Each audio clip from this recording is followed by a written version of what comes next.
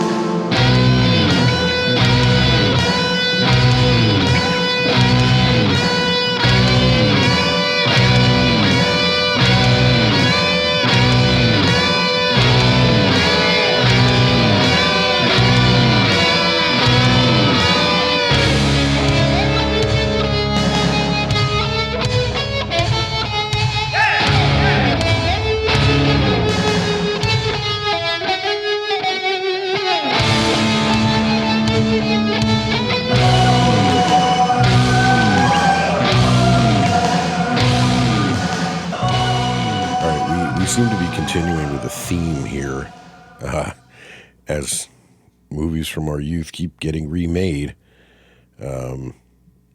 while they're in production. Before we're utterly disappointed, we revisit the original, and we've done it again. This isn't intentional. It just keeps happening. Oh God, what? I hit myself. Oh God, don't do it, man.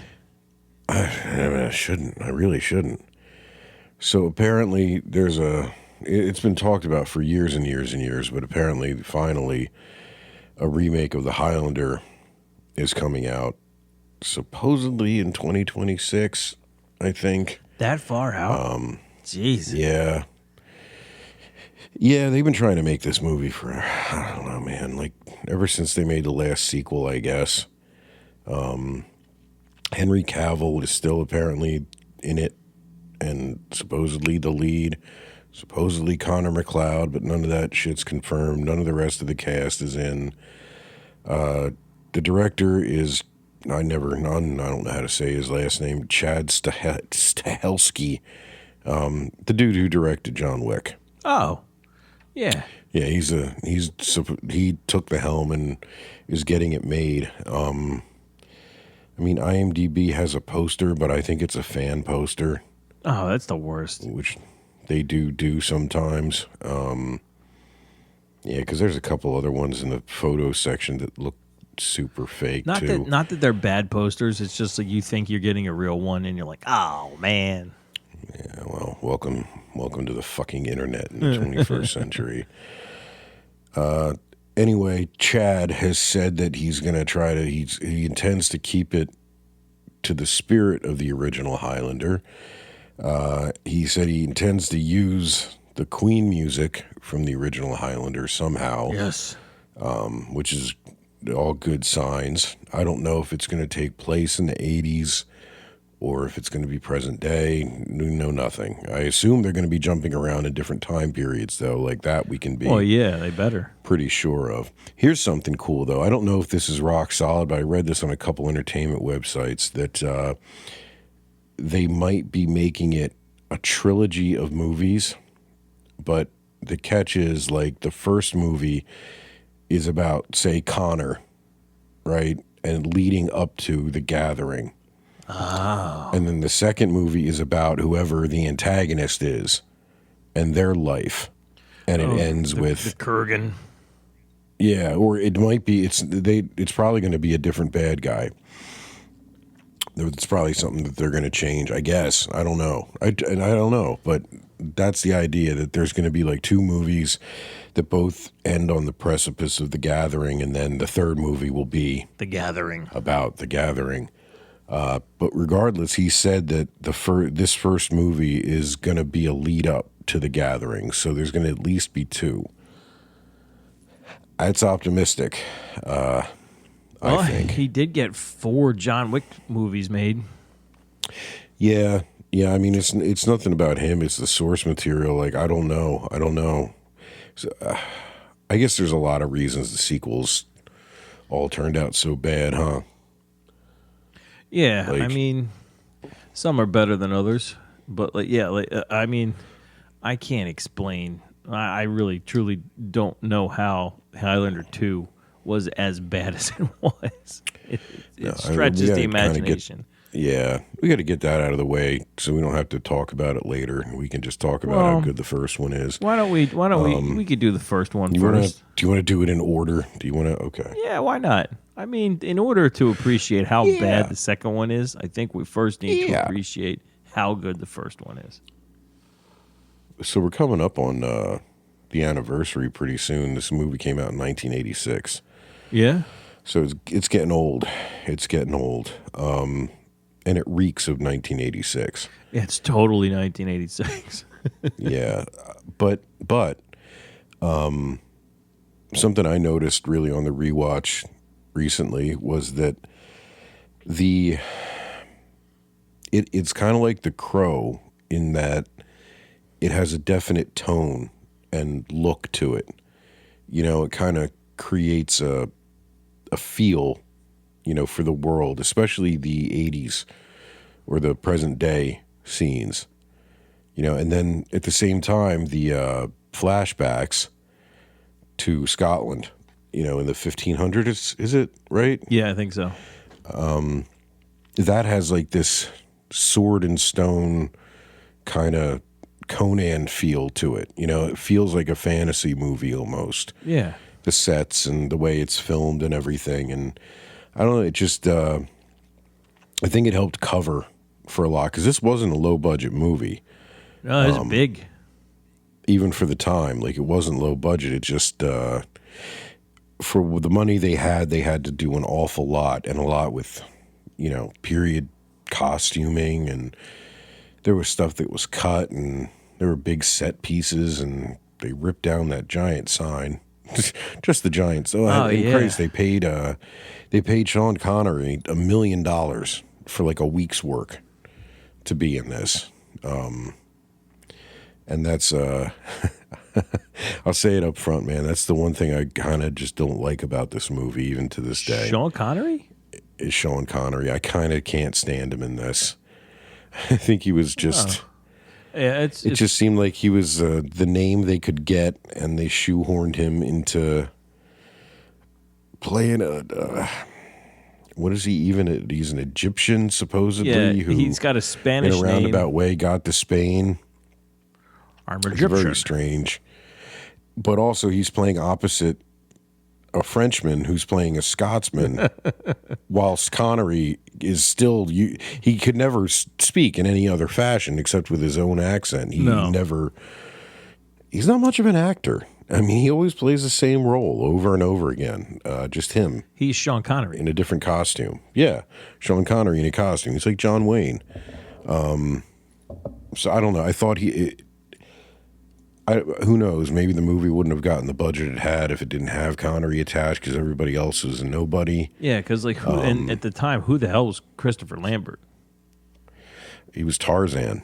Yeah, I mean that was it. the only thing he'd been This in. was like he didn't really speak English yet when he started filming this. He just memorized his lines by rote because he'd never been in England. That was the second American movie he'd ever been in. He Van Dammed it. He Van Dammed it. Clancy Brown was nobody yet. He was really young. And, John terrifying. Polito. John Polito is so young in this. Oh yeah. The cop Gideon. Yeah. Gideon from The Crow. Yeah. And he has no mustache, which is fucking weird. I think it's one of the few times you see him without a mustache. But the cast is thin. You know, there was some, like Christopher Lambert and Clancy Brown are definitely talented. And Clancy Brown went on to do a whole lot of shit. Clancy Brown is also insane in this movie. Yeah. I was watching some behind the scenes shit when I got this on Blu-ray, and the character of the Kurgan, and apparently Clancy Brown wasn't happy with how light it was being treated, like how crazy he was. Oh, he wanted it to be more like dark. Well, apparently I saw an interview with the screenwriter, and this was written originally as a script. It wasn't adapted from anything, or I mean, it feels like it was adapted from a comic book or something, but it wasn't. It was just the screenwriter's head stuff. And he said that he had written the first script it was much more serious overall, darker, more fatalistic. It was more about the loneliness of immortality in different ways, right? And the Kurgan, I looked this shit up too. The Kurgans were real. They were Like Kyrgyzstan? they were technically called the Yamna culture, and they originally were from the Russian steppes, and they migrated to the center of Europe about 4,500 years ago. And they think that they're basically the root of most Europeans. Really? Yeah. So that's hinting that he's extremely old. Like prehistoric old. Right. From a very rough place in the world. And he said, the screenwriter said that for him it was more about he had lost everything and everyone over and over and over again for centuries, and at some point he got fixated on Connor McCloud, right? And as the gathering approached, and it looked like he knew he was still alive.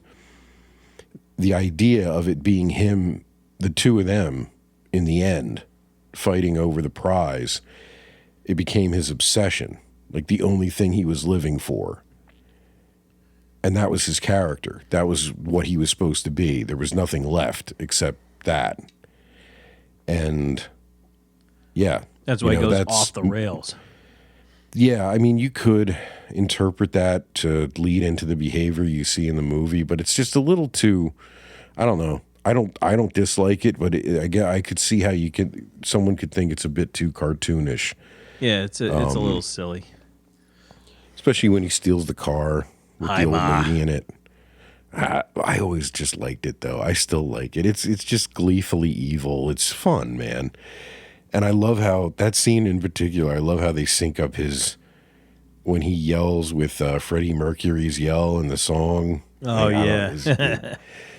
There's a lot of things in this movie that look really good, too. I just love the way it looks. I was so depressed one time I saw it, I think on Max. And the version they had streaming was really, really bright. Like you could see it. It had been it was like a shitty upscale for high def. Right. And it wasn't done well, and it made all the textures real, like paintbrushy and soft, and it just looked terrible. It ruined the feel of it. But the Blu-ray releases and all the other streaming releases I've seen are good, and they look surprisingly sharp. Nice. Without looking bright. But yeah, like, I mean, you rewatched this for the first time in a while recently. Oh God, yeah, it's been years. What struck you about it as an adult now, looking at it with a critical eye? Well, I mean, yeah, looking at it now, I'd seen it when I was very young, and the things I saw when I was older were like all the sequels in the show, and just seeing. There's been a lot. Yeah, there's a ton of material. Yeah, a ton of material, and just seeing the first one, the original, where they slowly show you the rules of the game, and like the kind of the way it's structured. They don't come. The thing that's so interesting about it is that they're immortal, and there's this thing called the Gathering, and there's the Quickening, and all that, and just all that setup was interesting to me. And everything I've seen since then already has that set up, and you're just trying to fill in insane plot points to fill in all this other, ancillary material But yeah, just the original setting up the rules of the whole franchise is really cool to me, and he kind of discovers what he's able to do as an immortal, and the fact that he can't die, and yeah, I like how stripped down it is compared to how silly a lot of the rest of it gets. Yeah, and not to make it sound like it's a part comedy or anything. There's just bits of levity. There's just moments of levity in the movie in a way that they did in the 80s that I don't think you see very much anymore. Like when he kills the Nazi. Yeah, and I love that part, and the flashback to the duel with the French guy. Oh God, that was keeps stabbing best. him. He keeps getting back up. He just keeps Nobody knows apologizing. Then he shoots his assistant. Yeah, they never explain that. He keeps trying to kiss him. Yeah, and all that stuff was totally extraneous. You didn't really need any of it, but it was fun. No, there's a little bit of flavor that shows you just how many places he's been. I don't know though. That stag scene, man, on the beach, pretty goofy. I'm watching Gotta it. say. It's funny. I'm watching. This is one of those days where I was off, and I'm watching it, and I'm like kind of texting you as stuff's happening. I was folding laundry as I usually am on a day off, and that scene comes up. That whole I text you. I was like training montage, and I'm and then they had a run on the beach, and I'm like, oh my God, it's like Rocky. It's like Rocky Zero. Like what year did Rocky 3, baby. Did Rocky 3 come out? I think it was 83. All right, so before this, but the point is, if that came first, it really is a lot like the Rocky scene, the training montage from Rocky 3, because he's learning to do stuff that he doesn't know how to do as a Highlander. He's fighting in a way that he's not accustomed to. Instead of brawling, he learns like finesse with a sword, and they have a foot race. Instead of a rock song, instead of like Eye of the Tiger, it's like some Scottish shit. Yeah, it's definitely a training Queen montage. song. It's like medieval Rocky. I was laughing like hell. Both Rocky 3 and 4 had come out by the time Highlander was made. Oh, so there was tons of established training montage shit going on. So yeah, man, I it's goofy as hell, but like I loved it. And also, man, they're fighting on top of a cliff, and Connor McCloud finally like disarms what's his name, Ramirez. Yeah. And sends his ancient, priceless, incredibly made katana flying off a 1,000-foot cliff. And then in the next scene, he just has it. It's like, how did they get it back? It's like a lightsaber. It's just it comes to him. Zinged it back. It comes to him. But when I was younger and saw this, I loved the little touches like that, like the fact that he had a katana and talks about the time he spent in Japan. Yeah, and they did a lot to in a movie that's a bit under 2 hours, to make you really feel the weight of long lives for a lot of the characters, not just Connor McCloud, but even for the brief time Ramirez is in the movie and what you see of the Kurgan too. It's really just him having the katana and the idea that he's had lived different lives in different places all around the world, and now that sword gets passed to this Scottish guy who goes on to live for another 500 years all over the world, shooting Nazis and being involved in all kinds of things. Like, and of course the movies have done it to death. Every one of them has added more flashbacks to other things he did. I mean, 500 years is a long time, Yeah. You can do all kinds of shit in 500 years, especially if you're, immortal and good with a sword through most of it. You know what I love too? It culminates with he's been around all this time, and it culminates with him, this guy who enjoys collecting, priceless artifacts through history. He just passes his time going to wrestling matches in New York. That friggin' wrestling scene at the Garden and In the and very beginning, yeah. yeah, and everyone's screaming like, "Get him! Kill him! Rip his head off!" So that was supposed to be a hockey game, and like the hockey sticks, there was supposed to be a big brawl on the ice, and the hockey sticks were supposed to remind him of the swords and pikes from the battle, I could see the that. ancient battle. And so the trivia says that the NHL didn't want to be depicted as just violence. Got it. So they wouldn't let them film a hockey game. So the next best thing they could get was wrestling, and that you wasn't the needed some Garden, violence. of course. Yeah, none of this movie was. Only a little bit of this movie was filmed in New York City, mostly establishing shots, I think, and a few shots on the street. The rest of it was filmed in London and on sound stages, because they did a lot of filming actually, in Scotland and shit.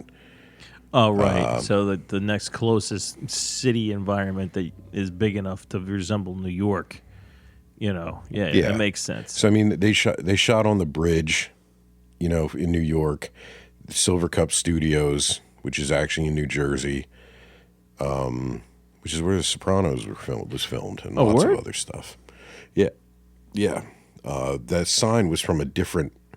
I forget what it was. It was a different company that had nothing to do with movies that used to be in that building.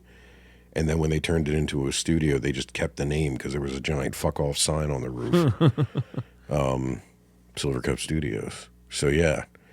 Now, so the setup for this movie, I really always liked. I like how it just kind of drops you in. And there's so many questions from the first sequence that the sword fight in the parking garage, which is an awesome setting for a sword fight. That first fight, cool. The dude doing the weird somersault flips aside, which has never been adequately explained by anyone. No one knows why the fuck that was in there. I'll tell you why it's in there. They had a stunt man who could do flips, and he's like, "Hey, I could do some backflips." And someone said, "Yeah, sure." So they filmed. Yeah, we need to spice this thing up. Let's just have him backflip down the lane for no reason. Yeah, and then a second later, he's got his sword in his hand. It's like, where does his sword go while he's backflipping? Yeah, that's never. And I remember that through the show too. It was like Adrian Paul always had his fucking sword on him. Yeah. But he could sit down, like he's wearing a trench coat usually, yeah, but he could just sit down like he's driving in a car. But no, he has this giant sword on him somewhere that no one can see it. It's a little, I don't know, man. I don't know. He's just got it down pant leg. The idea of a dude walking around New York City in the 80s with a trench coat. Like a katana under his trench coat and jeans and Nikes. It's very 80s, man, and it's very cool. I don't know. There's something about it. It's just instantly interesting. There's so many questions just by that sword fight and the two different types of swords and the fact that they seem to know each other. And then at the end, not only does he cut his head off, but then there's this crazy lightning show, and you don't even know what the fuck that's supposed to be. It blows up the whole garage. Yeah, and the sprinklers are going off, and then he fucking drives that fucking badass Porsche out of the... Yep. What the hell? Oh, wow, that was weird. Sorry, then he drives that badass Porsche out of the parking garage and gets arrested. I love the police station scene. Like, all that shit in the beginning is so cool. I don't know, like... To be honest, there were times when I was younger I would fast forward through the Scotland shit. Oh, the Scotland shit's cool. It is, but not like every time. I don't know. No, I get that. I don't know. I think the part where he's underwater, like somehow breathing, is a little goofy. I didn't like that. Like there's stuff that was a little too goofy. Clancy Brown was right. But I do have to say the Ramirez Kurgan fight is pretty sweet. The tower? Yeah, that fight's amazing. Yeah, with that crumbling tower that's like a set piece from an old movie. You know, it just had this epic feel to it. It's obviously like a painted backdrop too. You know, it made it feel like an opera or something, you know? Right. And, yeah. The way the set moves, yeah, it looks like an opera piece. Yep.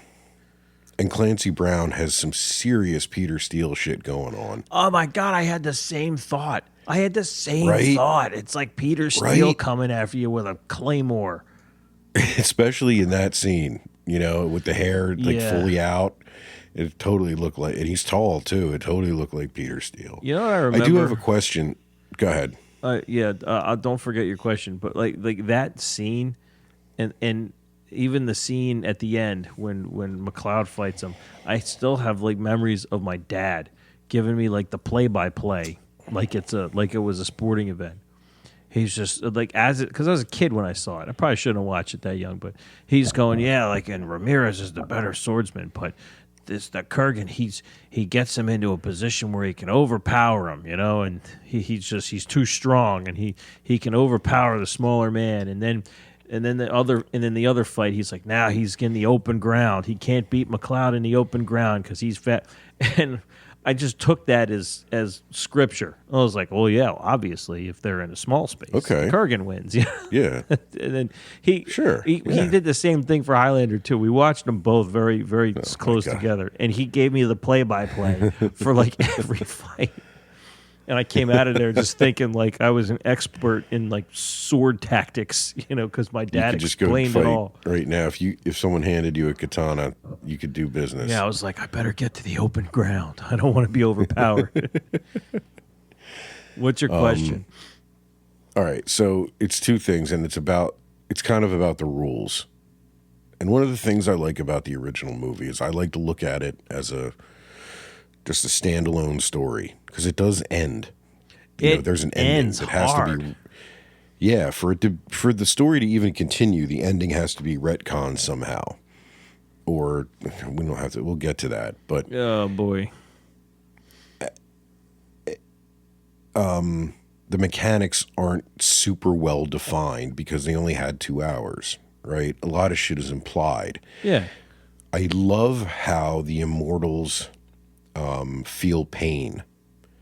Like, that's why Ramirez got killed. Like, he got stabbed through with a giant fucking sword. And it's not like they're, you know, Wolverine and they can take anything and just keep coming because, you know, they heal. When they get stabbed, it hurts. You know, like getting stabbed would. I don't think you can ever get used to Right. getting stabbed. You know, and they don't heal immediately. They don't die and they heal, but not like instantly, Yeah. right?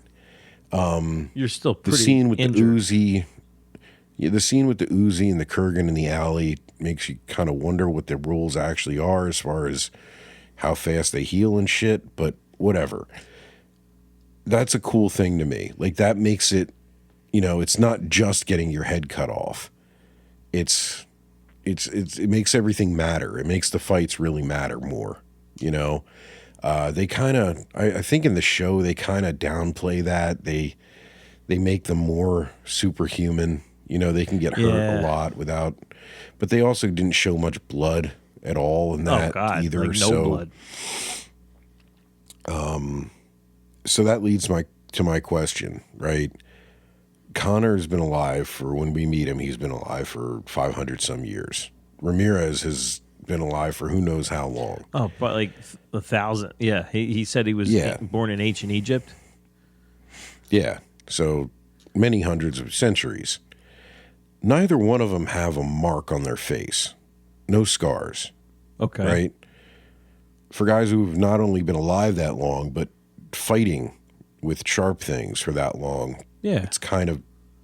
So it leads one to believe that their wounds heal fully Yeah. and they don't leave scars, right? Oh, I know where you're going with this. So, yeah, the Kurgan... Yeah, he's all Has a effed up. He all fucked up. He's got a huge scar from where Ramirez almost cuts his head off on his throat. And he has it from when we first see him in New York. Uh-huh.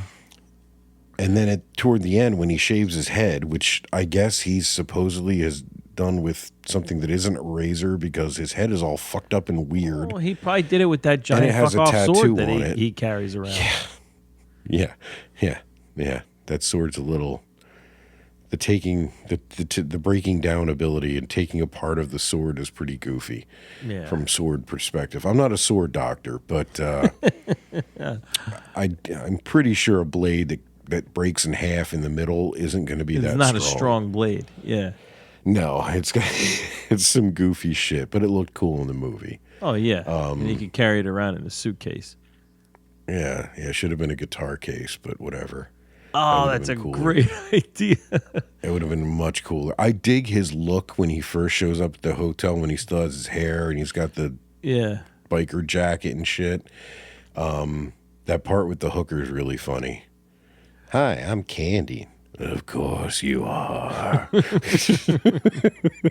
Clancy Brown is the shit in this movie. And he's so fucking good. He's doing like Conan moves with the sword in the hotel room. Yeah, just rolling it around and with bare feet in that gross little hotel room. Yeah, it's so grody. It's so grody. But when he leaves, you can really see the scar on his throat. So it makes me wonder, let me ask you this. Is it because that wound was so grievous? Well, I think maybe it's because that's how you kill an immortal. Is you cut their head off? Yeah, that's what I mean. That's it's so close to being a death blow. That's the thing that kills him. He almost got his head chopped off. He got turned into a Pez dispenser for a couple minutes, and then I guess it healed up, but not all the way. So, part two, which that's good. I loved. At the end, and he shaves his head. If you look at him in the church scene when he's lit really well, yeah. At first, you think it's a necklace made of safety pins that he's wearing. No. It's not.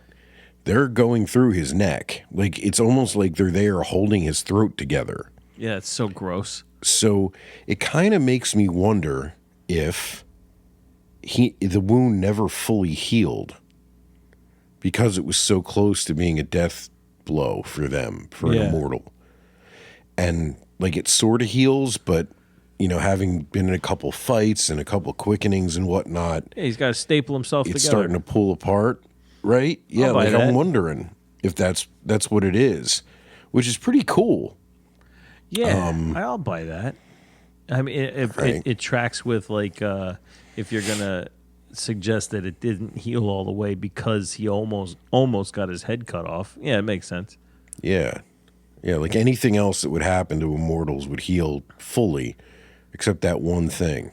Yeah, and one thing. You can even play this game because there's no stupid exposition dump where some wise old swordsman's just like, you will heal your wounds, but this wound will not heal. Don't get this. Yeah. Where they lay Ramirez everything out. Gives them a few rules, but even that's kind of nebulous, and Connor doesn't know what's true and what's old wives' tales or just caution. That's what's really cool about this, especially when we were younger. It was one of those movies that you could imagine so much around it, and even the sequels don't really sully it because the Kurgan's only in this one, right? Right. And the sequels are so wildly different from the first one. Yeah, and we can talk about that for a second now if you want, because it's astonishing to me that someone could watch this first film and then come up with what became the sequel. I have a question. Bring it on. I have a question. Questions. What genre of fiction would you say the first Highlander is? Pardon me. I guess I'd say sci-fi fantasy. I would lean really just full on fantasy, right? Well, you could argue that the immortality thing is basically magic, right? It's never defined. It's a so kind, yeah, you're right. It's a kind of magic. It's a kind of magic. It's Come a kind. on. Dude, I got to tell you, it's man, a kind of magic. My first girlfriend in high school, she and her mother were obsessed with the first Highlander movie. And I mean to a dangerous degree. Like, they'd pick me up. Like, I was, you were 14 when high school started, right? Freshman year. Yeah. She'd pick me up in her fucking minivan and take us places. And she'd be playing the soundtrack in the van. And they'd be singing, like, full bore, just out. Like, who wants to live? Just fucking going for it in the Windstar. That's awesome. And it freaked me out, man. I don't know. It was a little too fervent. Her mother was also an extreme fan of Ringo Starr, not the Beatles. Just Ringo. Like, she knew trivia about him. Told me many, many times that he was ambidextrous, and oh, yeah, he was a that's lefty why he's playing the on most special righty drummer kit. ever. Yeah, I don't know. It was a weird. It added a weird layer to this movie for a long time. I think that's gone now. Yeah, I just had to share that. Yeah, I could see that freaking you out a little bit. I understand. It's an odd thing for a mom and a daughter to be into. In retrospect, it's Isn't it? awesome. Yeah, I suppose. Did you ever notice that in the 80s, the Kurgan's like leather jacket with the one arm and shit looks exactly like the leather shit he was wearing when he fought Ramirez? Yeah. He had the same thing, a like a- glove and what a do they bare call it? arm. And It's like modern armor. yeah. He's like mirroring his medieval armor. But yeah, so you, I would argue that Highlander is full on fantasy, right? Okay, I'll buy that. The science portion, the science fiction portion, relies a bit, I think, on like technology. You know, there's no mention of or scientific explanation. There's no mention of technology for the first movie. Stuff just happens. There's fucking magic lightning shooting everywhere, making people young and more powerful. They live forever. And then there are parts of it that are medieval. It's kind of hard to make something that's medieval feel like sci-fi. It feels like full-on fantasy. Yeah, I guess so. Yeah, there's not really. Yeah. I don't think it's fantasy. And that's just my opinion. I don't think it's science fiction at all. Then you get the Highlander 2. And you have to try to explain this stuff. So let me ask you again, what genre of fiction is Highlander 2? I think it falls firmly into just science fiction action. You know? Yeah. It's so weird. I swear to God, it's like a script for another movie. It just got shoehorned into supposedly being a Highlander sequel. I mean, that very None well of it could makes be any what sense. happened. They're like, we need Highlander 2. None of it makes any sense. We need a script. Like, it's almost like they put effort into contradicting as much of the original movie as they possibly could. It's outrageous. It's dumbfounding, dude.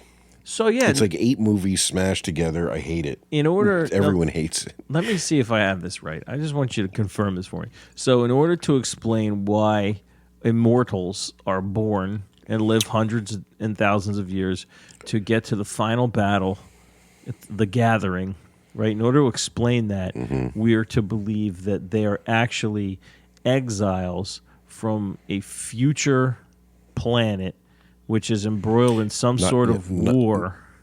Not only an alien planet, but an alien planet in the future for some ungodly fucking reason. Yeah.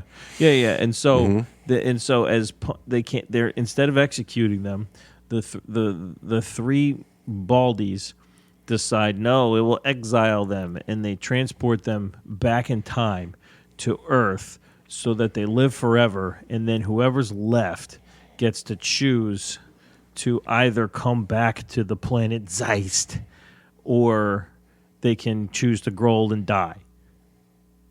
But as like a prize in the future, for surviving their exile. Sure, that about right? What the? It's about right. And meanwhile, that's about right. Meanwhile, and none of that makes any fucking sense because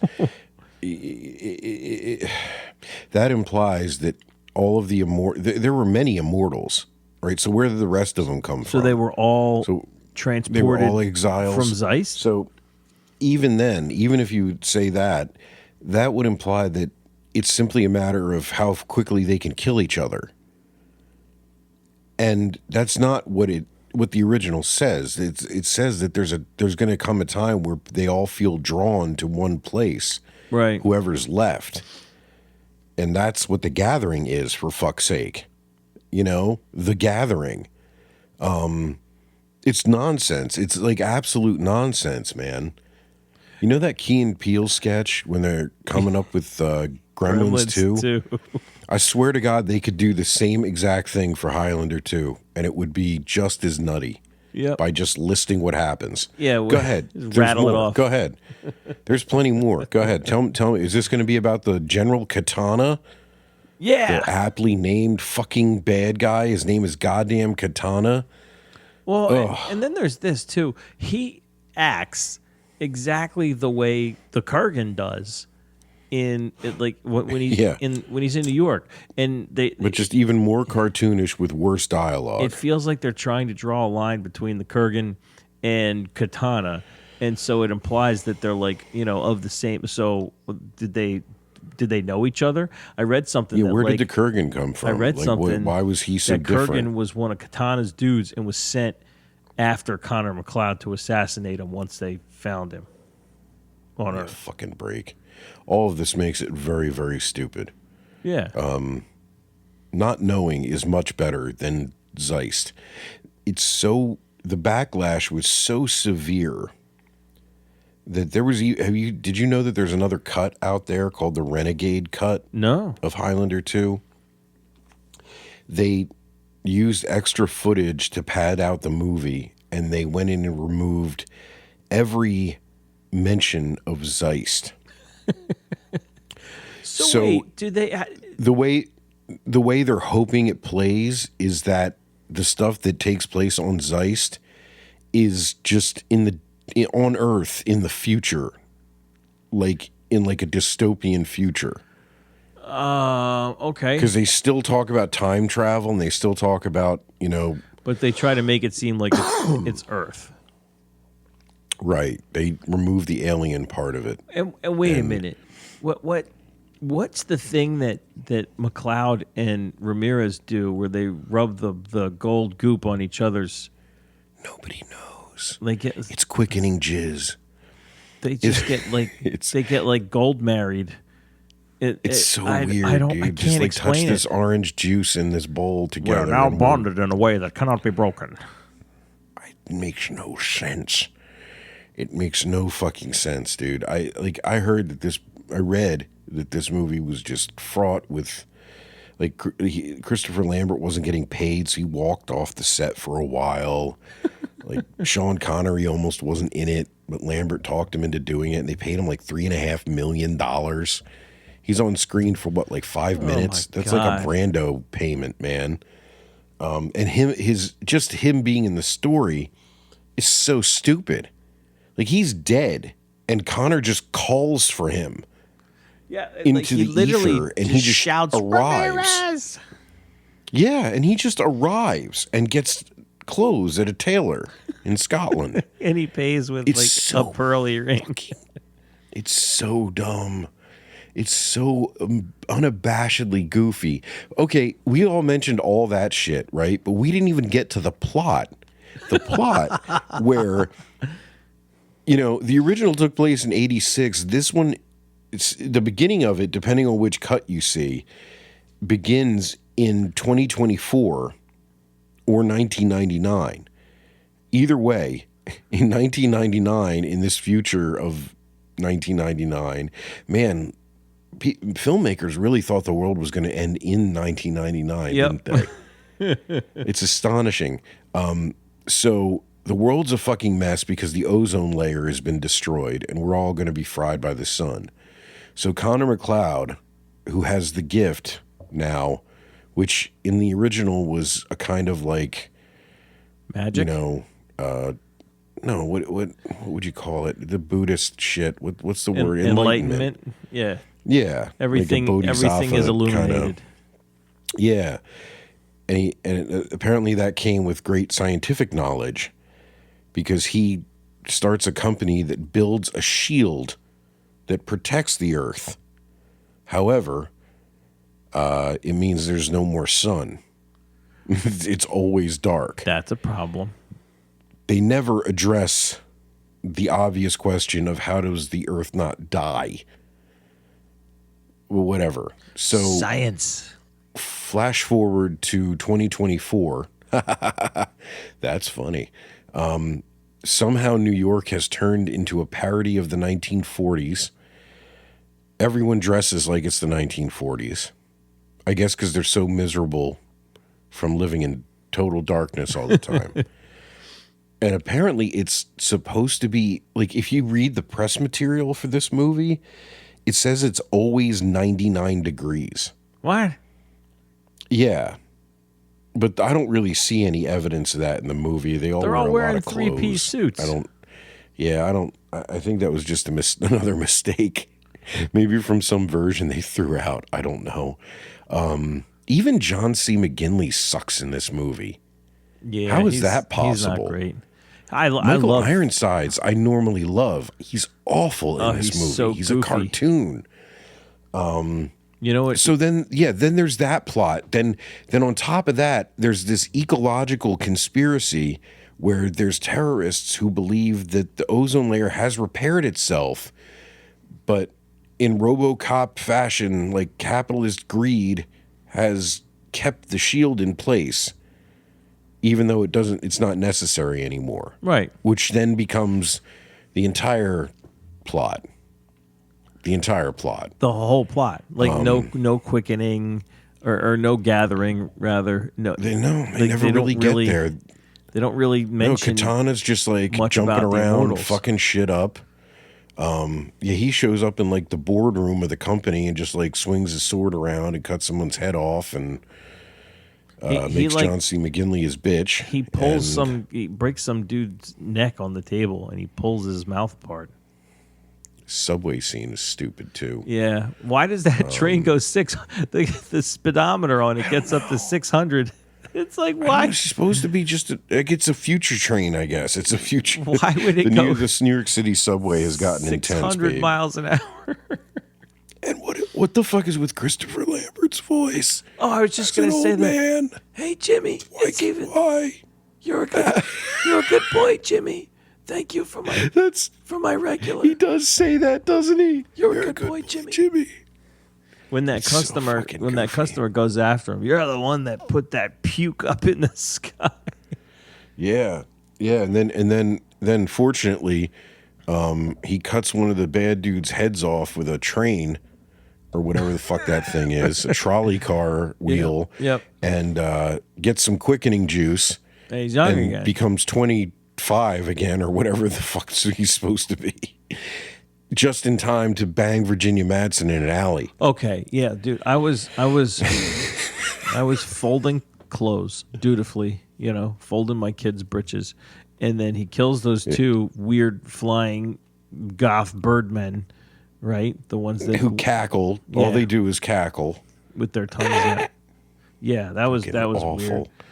He knocks him off of his hoverboard, and then he gets quickened, and then walks over and bangs Virginia Madsen right in the street, throws her up against the wall. You gotta.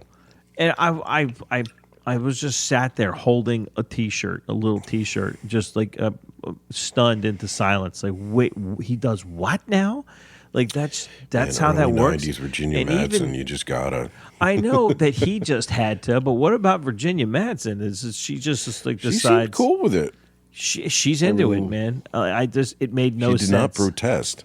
It makes no sense. That movie makes no fucking sense, bro. None of it makes any sense. I love how casual wild. Connor is too. He's aged 40 years he's been alive for 500 years. For the first time ever, he's aged 40 years, is ancient now. All of a sudden is young again, and he's just like totally chill about it, bro. Yeah. just sitting around in his palatial apartment, jeans and a fucking cool Henley. Like, fuck up, what's up, bro? I got long hair and shit. What's going on? Like, and him and Ramirez teaming up and driving that car in and getting shot the fuck up by Uzis and whatnot.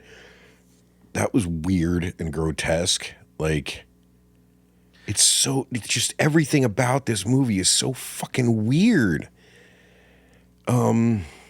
It really does sound like they had Highlander, like they own the IP, and they needed a movie and they had no script, and they took the script for some shitty movie about a sky shield, and then just slapped Highlander on the front, and there you go. Yeah. Because Now, like, can you imagine? other than the quickening, it has nothing to do with Highlander. The only recognizable thing from Highlander is the quickening. That's it. That's it. Nothing That's it. about the Gathering. Nothing about Immortals. No. And the only connections to the original is stuff that they rewrite to not make sense anymore. Yeah.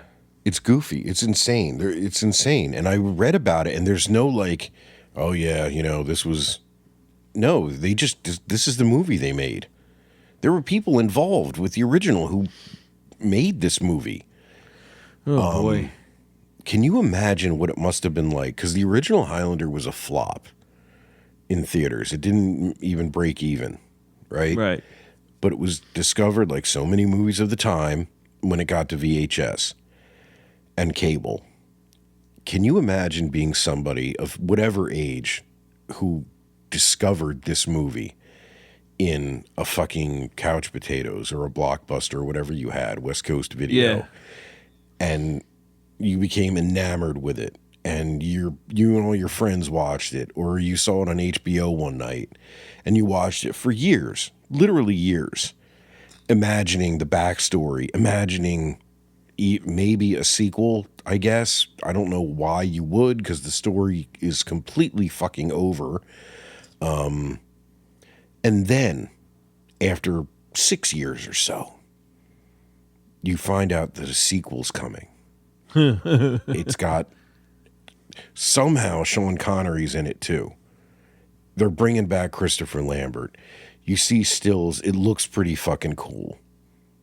And then you go see that in the theater. Oh God, I'd storm out. I would have been what so the mad. fuck? Could you, like, I swear to God, I would have thought I was in the wrong movie for a while. It's so, it's got to be the worst sequel ever. I can't think of a worse in terms of the continuation of a story. It's the worst I can think of. Yeah, I'm sure there are worse movies that are the sequel to something else equally bad. But from how cool Highlander is, and then what they turn it into, the drop-off is stunning. Stunning. And I think you're right. It's to make got to up be the for worst it. one ever. They tried to make up for it with the third one, which has like 8 different subtitles. The Final Dimension? Yeah, that's what it was when I remember it being in video stores and shit. Because that one came out in 95, I think. I know it was late enough that I remember ads for it on TV and shit. Yeah, man. And it looked really cool. The factory fight, they showed parts from that, and a lot of people joked that it was actually called Highlander 3: The Apology. The Apology. Yeah. I mean, they retcon the second one. They act like it's a direct sequel to the original. Oh, yeah. You could totally pretend Part 2 doesn't exist. Yeah.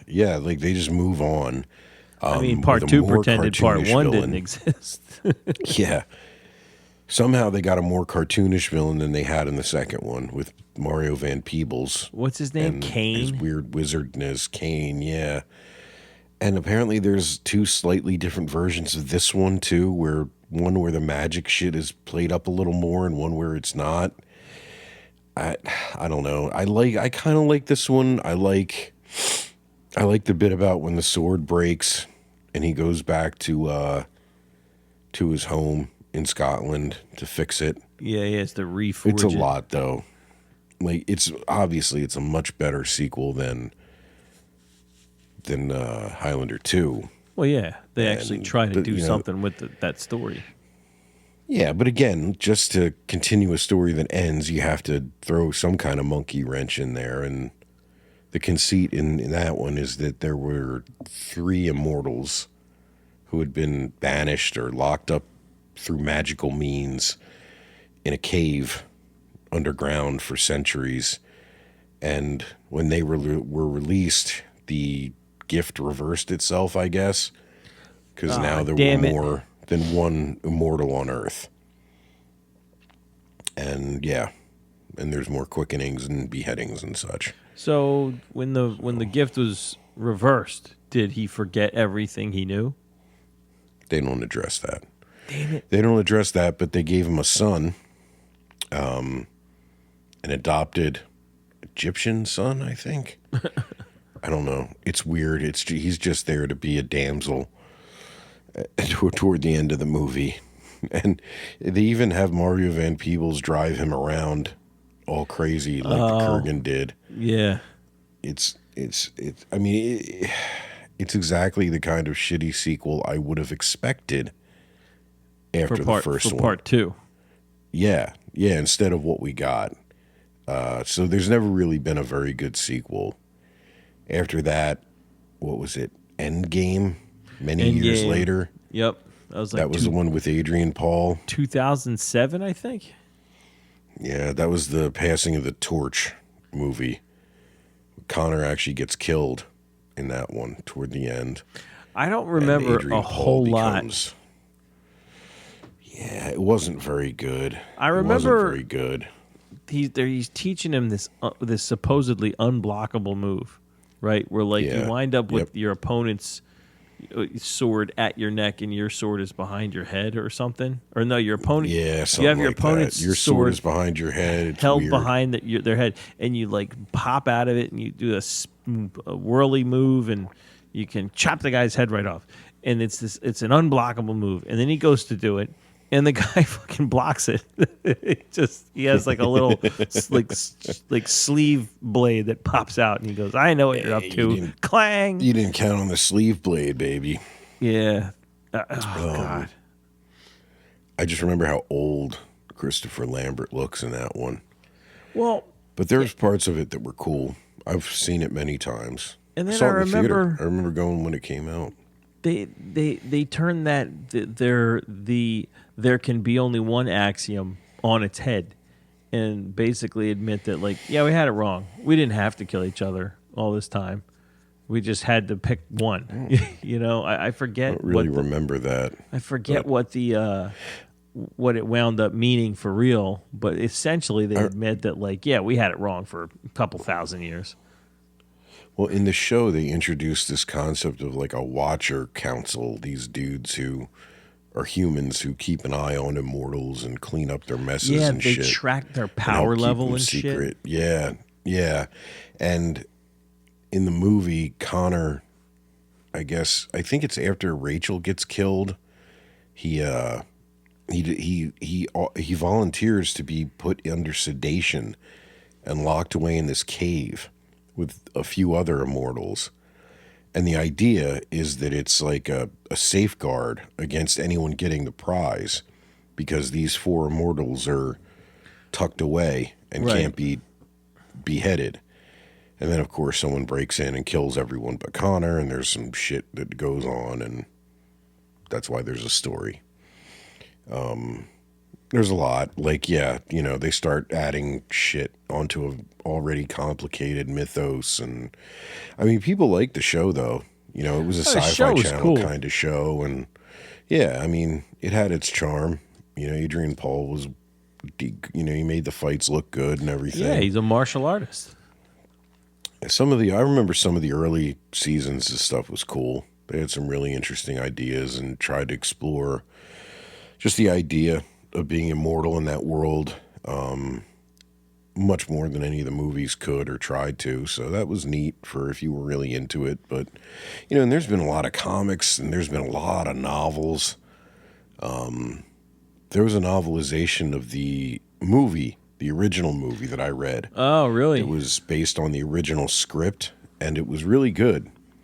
It was really good. I mean, not great. I mean, it was what it was, but it was interesting to see what kind of ideas didn't make it into the movie, and just stuff being a little more fleshed out, especially the Kurgan. Yeah, I did want to know more about him from the first movie. They really left learn a lot. Yeah, in that book you learn a little bit about his childhood, which was dark, and it's really neat because it gave you a sense of how primitive everything was when he was born. Like, he's truly from a different world. Yeah, he's from And like it the just Stone made the story Age. feel so much bigger. Yeah, yeah. And and that's the thing I really like about the first one. In any movie that successfully hints at a much larger, deeper world without showing you too much of it, it's just endlessly watchable to me, because it just, every time you watch it, you think of something new, to think, or something new to question or wonder about, even a whole bunch of years later. I don't know. Yeah, it's cool. What do you think? Does it hold up? Does the original hold up? I think the original holds up for the reasons you just outlined. Like, it hints without explaining everything, and it lets you, it gives you enough to give you the framework and lets you fill in the blanks. And then I think where it falls short is when they try to explain the minutia, and go too in detail with like how everything works and who this guy is and where this guy comes from. And when they try to get into too much detail about to flesh out the story, it starts to fall apart. But I think the first one, yeah, it just, like I said, that was what I liked about it. When you just get the bare bones of the story and you let it breathe, it's interesting. And I think for that reason, I think it does hold up. And I guess what you have to realize is that the story in the original, it's about sword fights and the prize and all that, but what it's really about is, like, it's about the loneliness of immortality. Oh yeah, it's a parable. And even though, it doesn't really, the movie doesn't lean on that too hard, but there's plenty there that you have to think about it a little bit, which is something that usually gets ignored in any kind of movie about immortal people, whether it's vampires or superheroes or whatever it is. And this really touched on it more than most movies did. It touched on so much. Like, it's really well paced for a movie that jumps back and forth in time and has, flashbacks, flash forwards, and it could have been a real fucking hot mess. Well, yeah, one of the other cool things too is, like, instead of just being wall to wall sword fights, you have a couple things going on. They're setting up the rules of the gathering and the rules of the game, but you also have the police that are essentially trying to figure out who Russell Nash is, right, and that that's like a neat little side part of the story, is their investigation into who this guy is and why they're having such trouble, like, tracking down the documents that point to where he comes from. Yeah, because even though they're immortal, they still leave behind corpses, and NYPD tends to notice when a bunch of people get beheaded, even in the 80s in New York. Well, dude, even the quickening blows up the whole damn block every time it happens. Yeah. He's standing there in the middle, why the windows are blowing out. That's why the Kurgan has to go in disguise. Disguise, like shaving his head. Yeah, real inconspicuous. In my head canon, I always thought that the quickening was related to how old the dead immortal was, like how severe it was, and like the quickening for Ramirez was pretty huge, like lightning storm, because he was so old. The quickening in the garage wasn't as intense as I think the one in the alley, when the Kurgan kills Connor's friend. Right. So that's how I always thought about it. I always thought that was kind of neat, if that was true. Probably wasn't. I don't remember if they ever... I don't think they explained that, like but it. It makes sense. I always saw it as, like, when no matter what, when you kill an immortal in the present day, there's just been that much time gone by to thin the herd. And so there aren't many of them left. So no matter what, the quickening is nuts. That's why it's like blowing out all the cars. But when he first feels the quickening in Scotland, he just like sticks his hand up and like lightning zaps his hand real quick. And Yeah, I don't understand that. I always thought it was because. Well, I always assumed it was because like the Kurgan killed somebody and he felt the quickening because he's also immortal and was nearby. And so, like, when one of them drops off, gets killed, their energy or power or whatever is distributed amongst the remaining immortals. That's how I took it. I think their energy and power goes into whoever killed them. Oh, really? So then why does it zap Connor? I don't know. When he's just on top of a mountain with Ramirez, I have no idea. Well, he calls it the quickening. I know, he's getting in touch with him. He also calls the stag thing, hearing the heartbeat of the fucking deer, the quickening. It's nebulous. It doesn't make any fucking sense. Yeah. It's like the Force, Luke. They kind of make it seem like it's like the Force a little bit, but there's just no telekinesis. Right. Telekinesis. No telekinesis. Jeez. What don't you like about it? About what? Were there any cringy moments that stood out for you? The first one? The original? Yeah. I mean, yeah, I like that story.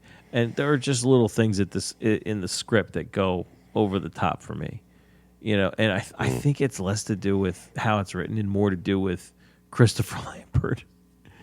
Just. Oh, yeah. Yeah. His delivery's weird sometimes. It's like he can't. And like, again, in my head, it's easy to kind of write it off. Like, he's been alive for 500 years. You could make the argument that you can't tell where he's from because he's lived so many lives in so many places. But when he's in Scotland, I'm just like, oh, what is that sound he's making? Yeah, it's rough. And I mean, what do you want from a French guy speaking English trying to have a Scottish accent? It must be tough. Yeah, I can't imagine. But yeah, he should have just a straight up Scottish accent in the flashbacks. But why will no one fight me? They all run away.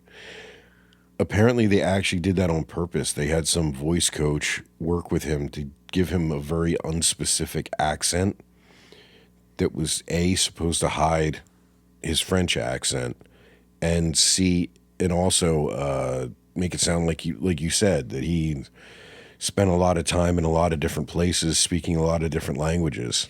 You're not supposed to know where he's been. Yeah, and he's only been speaking English full time for like a lifetime, roughly half a lifetime, however long he's been this Nash dude. It's neat to think about. The church thing is funny. Oh, when the Kurgan goes into the church. Yeah, and that rule, no fighting on hallowed ground. It's kind of like when I saw John Wick the first time. That's what I thought of, like with the no business in the Continental. It's funny. I thought of You mentioned like the guy that directed John Wick is reviving this. Yeah. And yeah, that rule that you just mentioned makes it sounds a lot like this. But you also said like they show you pieces of this world and you get to kind of fill in the blanks, but they show you enough that you get an idea of what it's like. And like I kind of thought of John Wick, when they show all the fucking receptionists working the switchboard, putting out the contracts. Sure. Like they don't explain anything. They just put it on the screen and you're just led to make the leap like, oh yeah, well obviously those people work for a shadowy crime syndicate that handles assassination contracts worldwide. Like the coins. They don't explain the coins. They just show them being used. The coins just show up and you get to infer he has them. How they're used. Yeah, no, it makes sense. I love that about the first John Wick. And just like the Highlander, I like to watch John Wick by itself, pretending there's no sequels. Right. As a story, just a standalone film, The first John Wick is fucking awesome, dude. Oh, it's great. It's excellent. It's incredible. The Baba sequels Yaga. are fun. They are whatever. You know, they are whatever. By the fourth one, they're just, They're I don't know. So it's like over the watching top. it's like watching a gun ballet or something. You're just watching it for stunts and for the violence, just the creative violence. That's all. But the first one is pretty awesome. I like all four of them, man. I think they're great. I have them all. I've seen them multiple times. Don't get me wrong. I'm a fan. But the first one is special. Oh, Like, it's I think excellent. I lost you. Just by itself. You lose me. I can still hear you. Yeah. Cut that out. Cut that. Okay. Where were we? John Wick John Wick. and how Yeah. it's similar in that, you know, like the no business on continental grounds, and they show Yeah. you flashes of this world without explaining it all, and you get to infer the rest. I think it's unfortunate. I don't know if Marvel did this or not. I don't think they did, but they got it. They got the train running pretty fast. It seems like everything has to try to world build now. Yeah. And man, I'll tell you, dude, like, especially when it comes to science fiction and horror, the more you explain about Oh, the God. circumstances, the more boring it becomes. Yep. You just suck the life right out of it, you know? Well, Bree and I were watching this movie, Hell House. You ever hear of Hell House LLC? Yeah, I think I've seen it. They're like Yeah. those shitty found footage movies, you know. Yeah. They're fun. They're fun. We watched the second one. She's terrified, just like horrified by what was going on. It really scared her, you know. And then the minute that the bad guy starts like explaining, like, I'm the one who did this, it just we were done. You could have just shut it off. Like, it was over at that point. There's no point in watching yeah. it. It's not scary. I'm so tired of jump scare movies. I'm so tired of horror movies where the score tells you exactly what to expect. No surprises, no tension, no suspense. It's just, it's like the same song over and over again with a different, like, just band. Right. You know, it's just covers of the same shit. And then anything else that steps outside of it seems to be really gimmicky. You know, like this, Like what? like there's gems. Like I haven't seen it yet, but this Friday the 13th knockoff. Oh, a violent POV of violent nature. A violent nature, yeah. The POV of the Jason-like killer. Yeah, it could be interesting.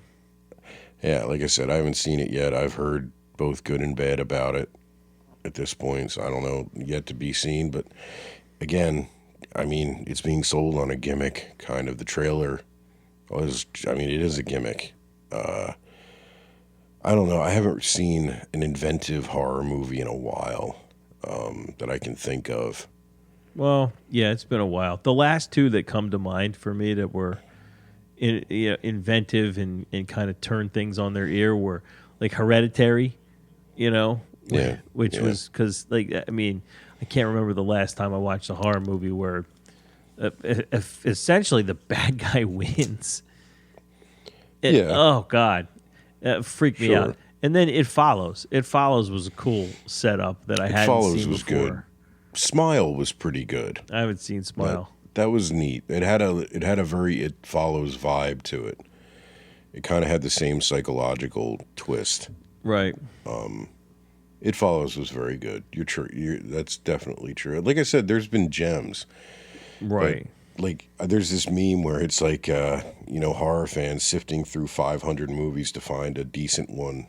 And it's what we do, you know. And sometimes it really does feel that way. But, you know, it's always been that way.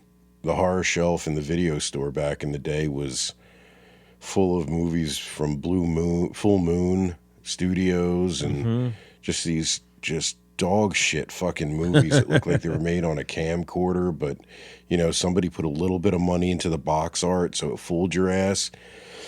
And yeah, it's just how horror is. What are you gonna do, I guess? But I was really encouraged by that Omen prequel that came out. I'm not saying it was perfect. Was it the first Omen? I think that's what it was called. Yeah, the first Omen.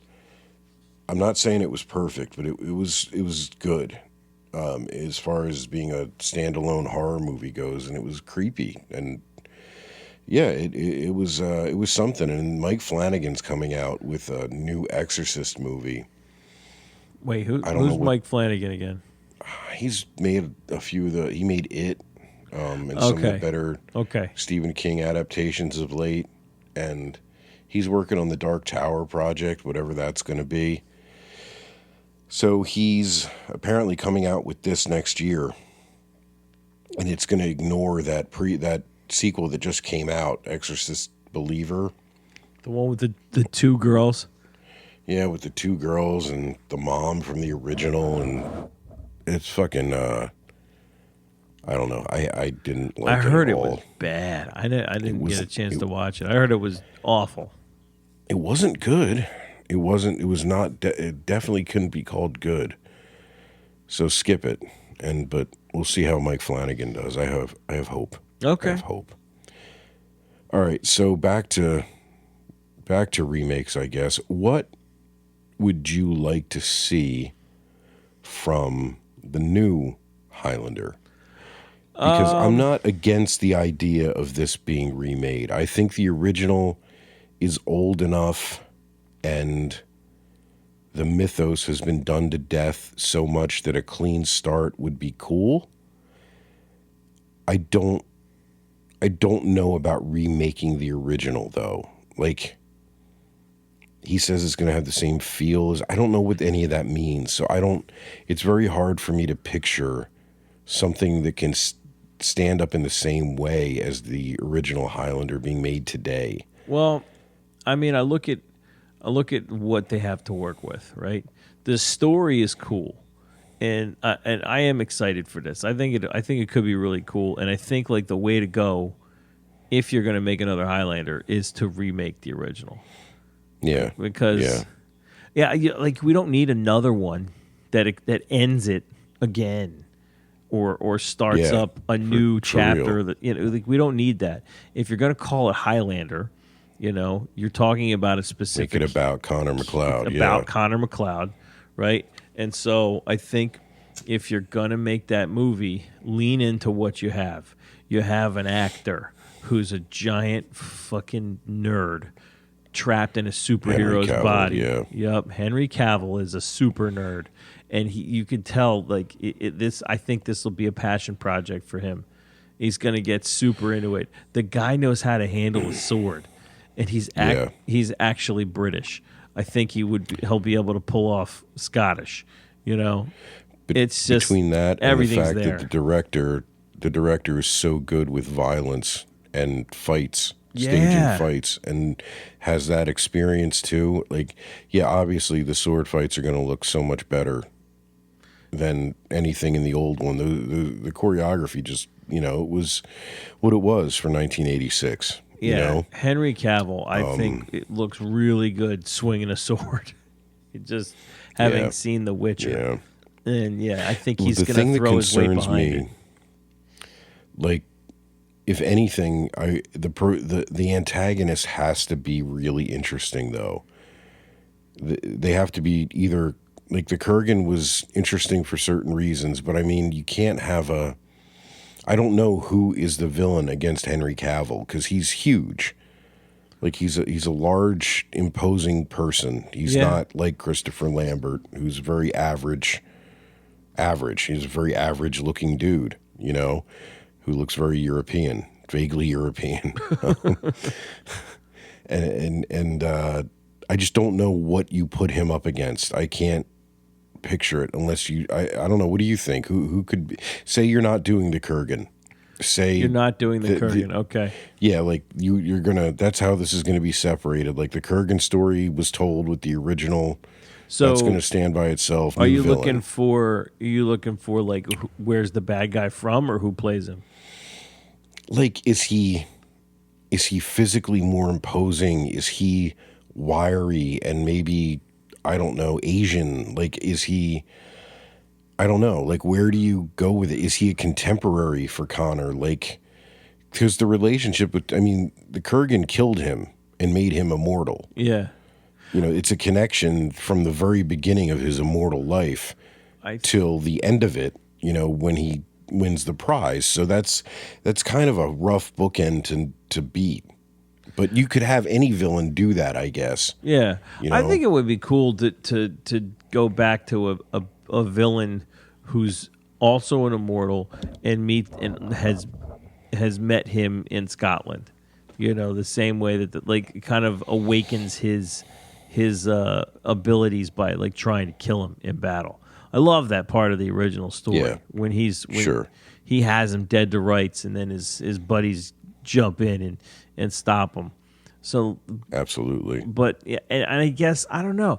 You'd have to put yourself in a position that like who would show up in Scotland and try to fucking take down some local clan leader, you know? So I imagine they can't be too far flung, because how the hell and why would they be there? You know? Well, time, too. I guess if you make the antagonist older, Yeah. you know, they could have had any amount of time to travel anywhere Yeah. in the old world. That's true. Yeah. I don't know. It's hard to put my finger on like what I would expect to see. I definitely think like if you're going to make a departure, that's the place to do it. You know. You know what would be kind of neat? Instead of showing random flashbacks to different points in Connor's life, it would be kind of neat if they face each other more than once.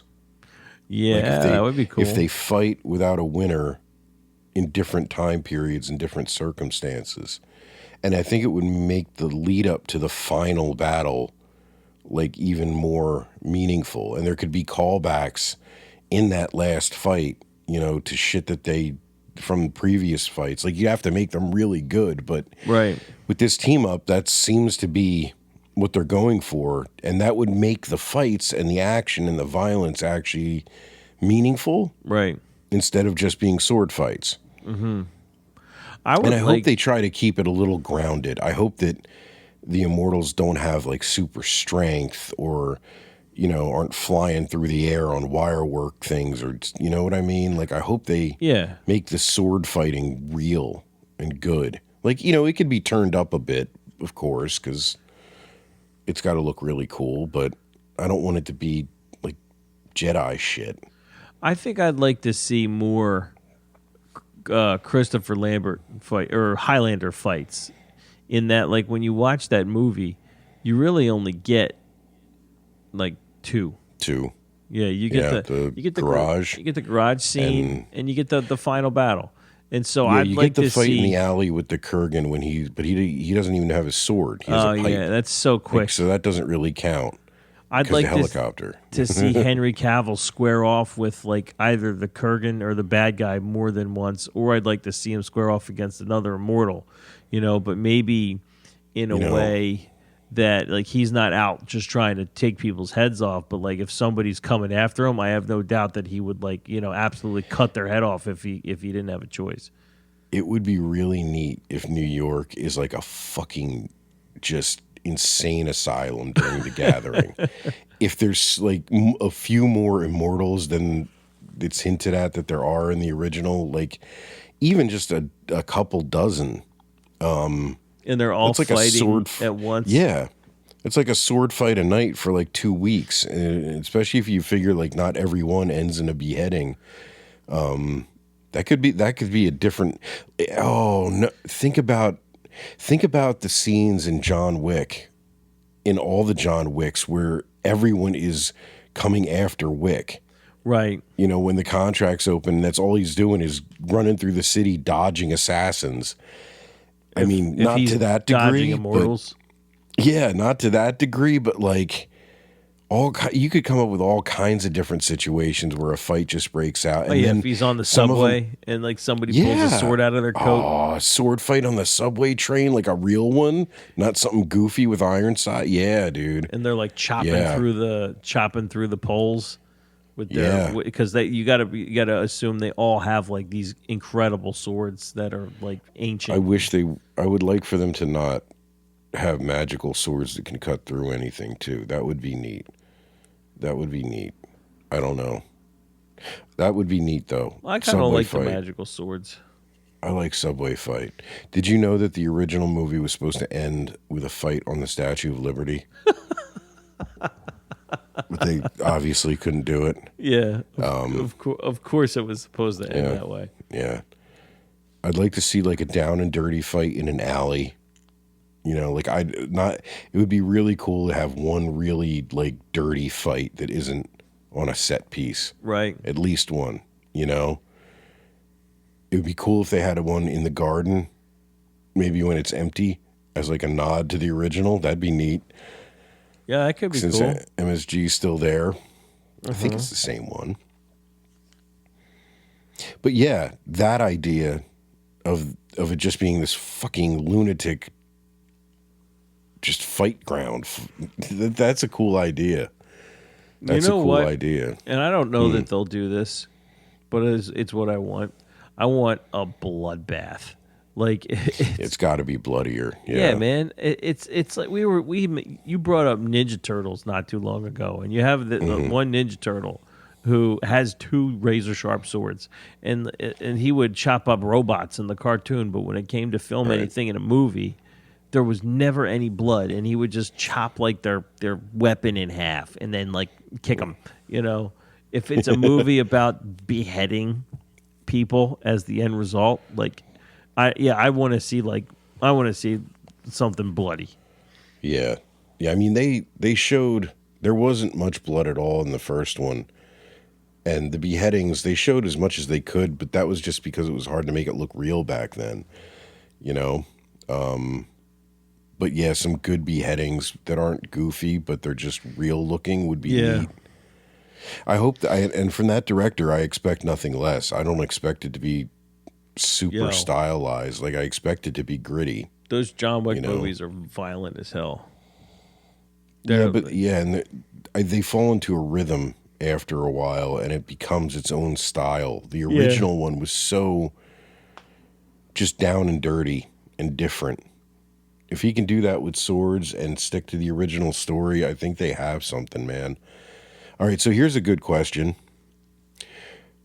Assuming he's in it, who would you like to see from the modern crop of actors as Ramirez?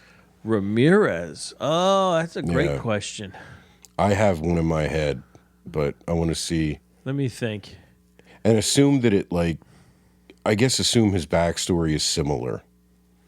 Maybe not. It doesn't have to be Egypt and Spain, of course, but Right.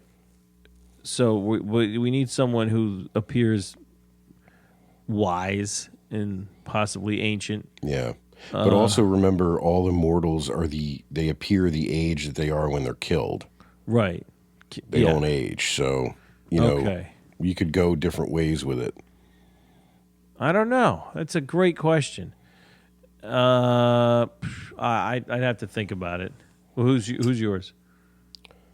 I have two, so I'm cheating. You're cheating. Okay. If you go for like the wizened, sage-like character, I say Idris Elba. Yeah, that could be cool.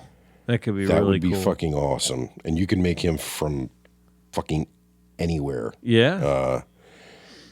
And if you go the other way, it'd be kind of neat to see Remy Malek, even though I know he's not an action guy, but I think that would be kind of neat.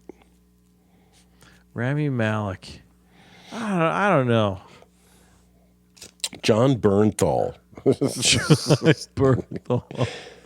who I would cast in anything. Yeah, he's awesome. He's awesome. That's an excellent question. I mean, That's another thing, dude. Do you realize if they do go that way and it's just a free-for-all in New York during the gathering, what kind of actors they could pull to play random immortals? yeah, in bit parts. Yeah, that would be really Yeah. cool.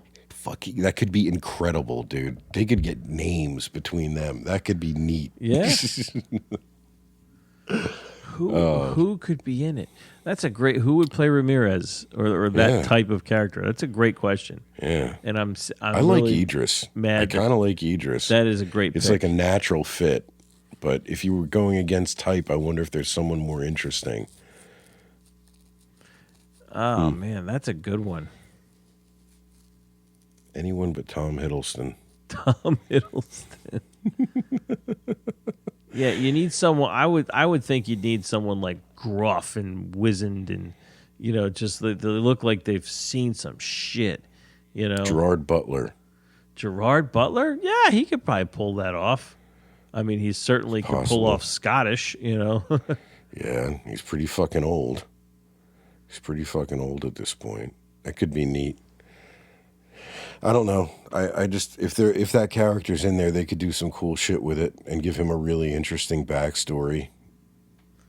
Yeah, that could be really cool. I'm there for it. Like, yeah, I've been wanting this to come out for a while, and there were a lot of different people attached.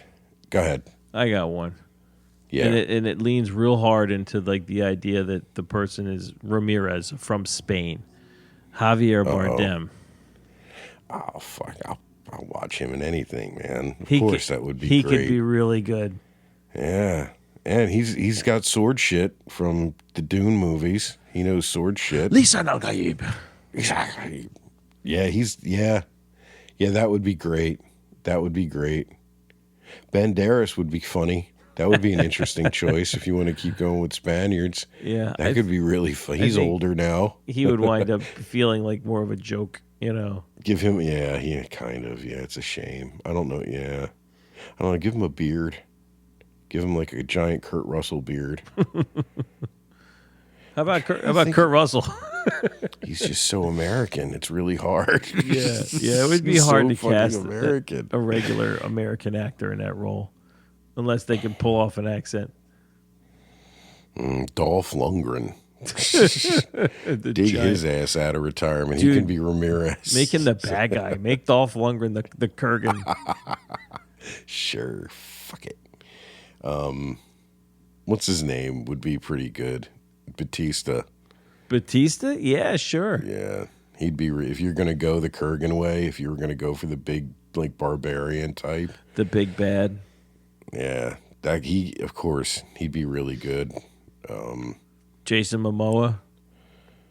Yeah. I like Jason Momoa. Not The Rock. Definitely not The Rock. No Dwayne Johnson. Man, have you seen pictures from that weird movie he's doing? He's playing he's apparently playing a UFC fighter in his 20s. What? Yeah. And he's in these photos, he's got a fake nose and all his tats are covered up, of course. He's got hair. He's got like a shitty hairpiece. It's really weird. How old is Dwayne Johnson? My man's got to be. He's in his 50s, man. He's playing a 20-year-old? Yeah. That doesn't sound right. Yeah, well, it's an incoming fighting movie. You're going to be exposed to it. He's 52. 52. 52. He was born in 72. 52. Fucking crazy. I read something about him. Well, about a guy that was trying to get as big as Dwayne Johnson, and he followed his workout routines and his diet like to the letter, and he couldn't do it because because he's missing the juice. No. Well, no, he couldn't keep up with the cooking. He had to too many calories. He spent all his fucking time cooking and meal prepping, just piles of chicken breast that and it's all stuff that like Dwayne Johnson probably doesn't have to do because he can pay someone to cook, and this guy, he couldn't keep up with the calories that he needed. Well, that's always been the hardest part for bodybuilders is just the sheer amount of food. Like you see interviews with some of those guys, they're like when they were competing, they'll eat 6-7 times a day. Like they call it force feeding. Yeah, man. It's gross. It's a weird dedication. It is gross. They make it sound gross. They know it's gross. It's fucking gross. There's a lot of waste, kind of, in a way. but gotta get big, man. Gotta be huge. Gotta be jacked. Gains gotta be. There's a cool YouTube video about what the golden age bodybuilders used to eat, like Arnold back in the day. Like Pop With the Tarts and Gold's shit. Gym crowd. No, no. Like it's the days before supplements, Right. protein shakes and shit. And it's just a lot of fucking red meat, man. Like 3-4 pounds a day of red meat, Jeez. chicken, and a lot of vegetables. It was basically a paleo diet. It's kind of makes funny. sense. Did you ever see Pumping Iron? No, I haven't. I've seen one What's clip. wrong with you?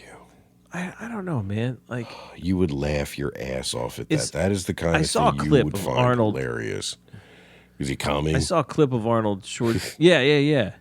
Yeah. He was pumping. It's always like comedy. it's like coming. Like having sex with a woman. They get the pump in the gym, and he's like, "I'm coming 24/7. I'm coming here, coming at the gym, coming at work." God. It's just you would appreciate. It's so goofy, man. You would like it. You would laugh. I'll have to find it. That's a good movie. I'll find it. It's a good one to drink to, and just laugh at how small we are. Yeah, right. Yeah, That would be fun to have if there was anyone with like a Conan type physique. Having a Scottish warrior facing off against an ancient barbarian. Yeah. For real. Momoa would be cool if you did that. He if was you got a little Conan. jacked. I know. I think Momoa could pull it off. Jason Momoa is huge. When you look at it, not just like muscular. Because he's tall. He's tall. He's very tall. He's like yeah. 6'5", 6'6". He's a monster. Yeah. And I then saw pictures of him in that band that he's in when Jack Black sang with him recently. Yeah. Man, because Jack Black is a fairly little dude. He looks huge. Yeah, he is a gigantic person. And then like you put him next to Henry Cavill. Henry Cavill is not small. Henry Cavill's like 6'2", and Jason Momoa stands next to him, and he still looks like way bigger. It's crazy. You're a Henry Cavill fan, right? I am a Henry Cavill fan. In general, have you seen the Ministry of Ungentlemanly Warfare? No. Holy Christ, sir! Is it bad? No, it is fun. Oh, really? It is not. It is not high cinema. It is not art. It is fun. It's fun. It is violent and it is fun. And Henry Cavill and Alan Ritchson, who is the other giant bastard that plays Reacher in the TV show. Oh, yeah. And That he was guy's Thad Castle in huge, Blue too. Mountain State. Yeah, he found the juice. He got them good hormones because he's always been jacked, but now he is just he's beyond. Yeah. And He's they beefy. play it up in this movie. It's like a comic booky version of like say The Dirty Dozen. It's a World War II espionage movie, Right. with like tons of violence and crazy machine gun shit, and it's just a blast, man. It was a ton of fun to watch. Don't take it too seriously. Like, don't expect much, and expect like some one-liners, and some goofy accents, and some crazy archery shit. Archery? Yeah, dude. Like Alan Ritchson has a bow. It's fucking nuts. Like they kill so many Nazis. It's amazing.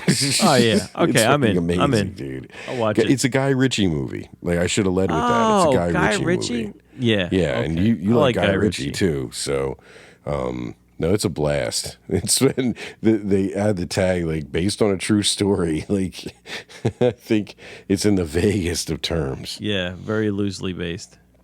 But yeah, dude, if you get a minute, check it out. And there's also some illustrious Henry Cavill mustache shit going on. Oh, man. You know what other movie I liked that had a mustachioed Henry Cavill? Was Mission Impossible Fallout. Yeah. Yeah, Yo, bathroom fight, dude. Yeah, the bathroom fight. Bathroom fight. I worked with a guy Awesome. that was obsessed with that movie. And he's like, and when Henry Cavill fights, you know what he doesn't do? He doesn't do a bunch of fancy kung fu shit. He just throws punches. He just throws big, giant, Sure does.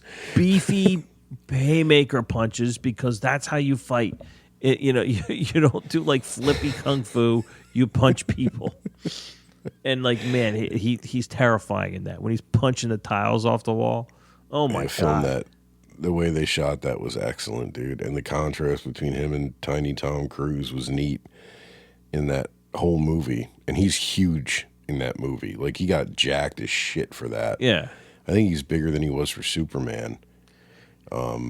They have he's it's so weird. He's like an action They have star that who one hasn't- little shot when Did I lose you? Thomas, Yeah, I think so. Yeah. are you back? You're dipping out a little bit again. I don't know what's happening. You're at least moving again. I see I'm going you. to blame you. I think this is your fault. Me? Yes, it's your internet, not mine. My internet's fucking fine. I'm right next to the router. It seems like we're fine now. Yeah. Yeah, don't blame me. Okay. I'll blame you if I want to, fucker. That's fine. Guy Ritchie. It's fine. Mustachioed. Mustachioed. I like saying the word mustachioed. Mustachioed. Henry Cavill, it's like he should be a huge action star, but he just hasn't found a vehicle that threw him into a superstar as an action guy, you know? Yeah. Like, he's been in a bunch of shit, but nothing gigantic. Like, Superman is huge, of course, but he's been in the shittiest Superman movies. Like, Superman they're is a terrible. poorly written character these days. Yeah, there's a lot to be said about that. The only way to have him in the Justice League movie is to keep him out of it until the end, and then once he's in it, he God blasts his way right through the end of the movie. Yeah, you got to nerf him, somehow. And that's the problem with Superman. He either has to exist on his own, or you have to nerf him down. And, yeah. He doesn't work in an ensemble outside of comic books. It just doesn't work. But that's all behind him, I think. That's pretty much over. Maybe Highlander will be that movie that finally catapults him Maybe. into like just action stardom, Just makes him a 'Cause he total really hasn't- badass. Like, outside of Superman, he's only really done The Man from U.N.C.L.E., which didn't do very well, but people liked it a lot. It's got a 7.2 on IMDb, which is nuts. He did Mission Impossible, which was a huge hit. He did And he did those Argyle. two Argyle and the two Enola Holmes movies and never The saw Witcher. And now this Ungentlemanly Warfare. Like, that's not a deep catalog No. for, what is it? First Superman came out in, where is it? God damn it. 2013, Wow. It's over a decade. So, I mean, here's hoping. He spent a lot of time filming 2 seasons of a show. That's Yeah. true. And The He's Witcher. got some other shit coming out first. He's got some movie called In the Gray coming out before Highlander's going to be kicking off. 2 extraction specialists who have to designate a route of escape for a senior female negotiator. Sounds neat. Enola Holmes 3. Another one? Yep. And then Highlander is listed as in pre-production. Yeah, make that movie. I'm ready. I'm ready. My body is ready. There can be only one. It's okay. All right, so real quick, we do kind of have to say something about the soundtrack. Queen. It's just wild. Like, there's like 6 songs from them in this movie. And it makes it sound like nothing else from that era. It's a whole album. Yeah. Yeah. I forget which album. It was like like a proper album release that they just like. I don't know if they used it for the movie or if they wrote that album for the movie. They wrote 2 songs for the movie. They wrote the title song, what is it, Princes of the Universe or whatever it is, and Who Wants to Live Forever were written for this movie because they got to see an advanced screening of it. And apparently they wrote the Who Wants to Live Forever in the limo on the way back. Yeah.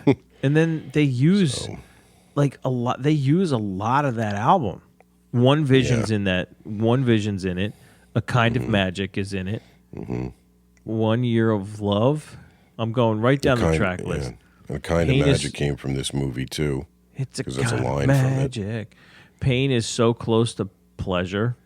Friends will be friends. Who Wants to Live Forever? Gimme the Prize. Don't Lose Your Head. Princes of the Universe. Yeah, it's cool. The shame and Forever. of it is that their version of New York, New York never ended up on any album. It's lost. You hear a bit of it in the movie, and that's it. That's all that exists. Which is, I thought it sounded pretty cool.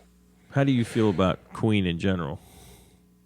I mean, as a fan of classic rock, I'm a fan of their. I don't know their deep cuts very well, but Freddie Mercury was an incredible frontman. Like, they were an awesome band. You know, I mean, I'm gonna advise that you give Queen a listen. Like the first 3, like the Queen albums, just give them a go. The first 3, a lot of people come into Queen hearing like Bohemian Rhapsody, right? Oh, sure, yeah, I've heard all the hits. And that was from A Night at the Opera, right? And that's where they made this big shift into like stuff being more grandiose and more theatrical. Their first 3 albums are just like 70s guitar rock bangers from start to finish. Bangers, like Sheer Heart Attack, you know. Okay. Yeah, those albums rule. Yeah, Sheer Heart Attack, Sweet. Queen 2, and then just Queen. The first album's called Queen. They were just like the best rock band until they changed their style, and then they blew up and conquered the world.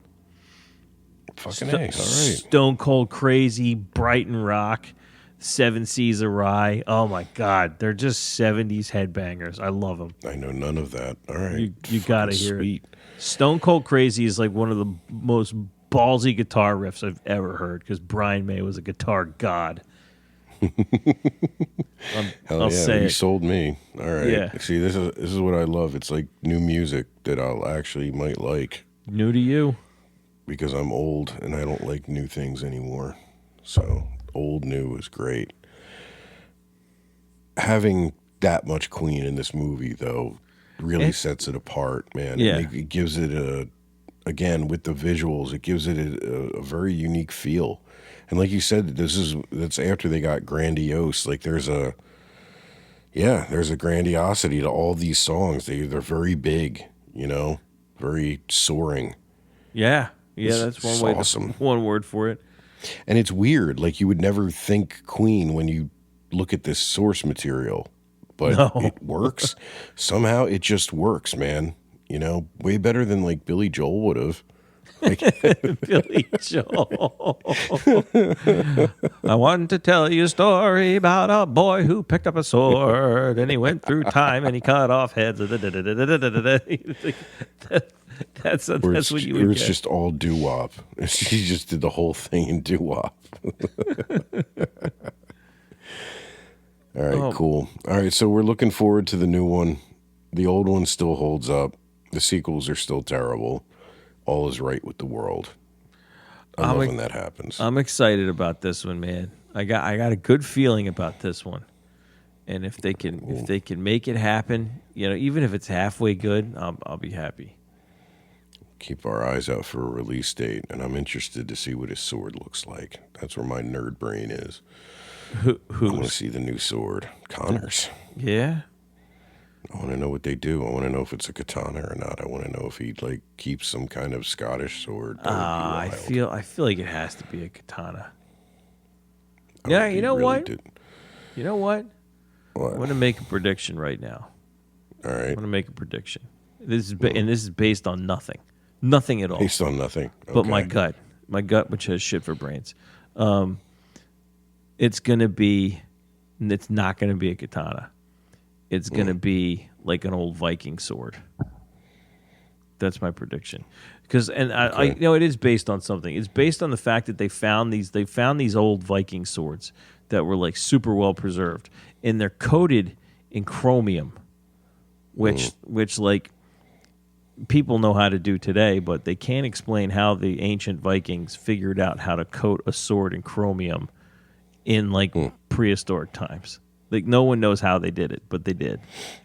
And interesting. Yeah, I think like that might be an acceptable change to the lore. He's still going to need some epic, ancient, like ridiculous sword, but you know, it's always been a katana, and I think that could be like a welcome change to the flavor of the movie, is to change up the sword a little bit. It's the same gist, like this badass weapon that's sharper than anything, but yeah, it'll change the flavor. It's just hard to travel with a giant sword that doesn't conveniently come apart. That's all. Right. Just hard to keep that under wraps, but we'll see what they do about that. All right, I have faith. There can be only one, Tom. There can be only one. Thank you, Jimmy. Thank you so much. Thank you, Jimmy. Bermudez. My sister always used to joke. She always used to make this joke about like what happens if you have two Toyota Highlanders driving towards each other on the highway, you know, and like a lightning storm kicks up. There can be only one. Does one of them have to like crash off the road? Jesus Christ! Queen picks up in the background. You hear Christopher Lambert's weird laugh off in the corner. What kept you? You're joking. I hate you. Good. That's a perfect place to start. Yo, you know the voiceover in the beginning that Sean Connery has? Like explaining the Immortals? Yeah. You know, it has that crazy echo on it. Yeah. It's because apparently he recorded it on a tape recorder in his bathroom. Oh man, I thought they were just trying to make it more epic. No, there already was an echo on it, so they just turned it up a little bit to hide. It works, man. Yeah, that's why they kept it, I guess. Until now. That's awesome. I'm glad I know that. That's awesome. You're awesome.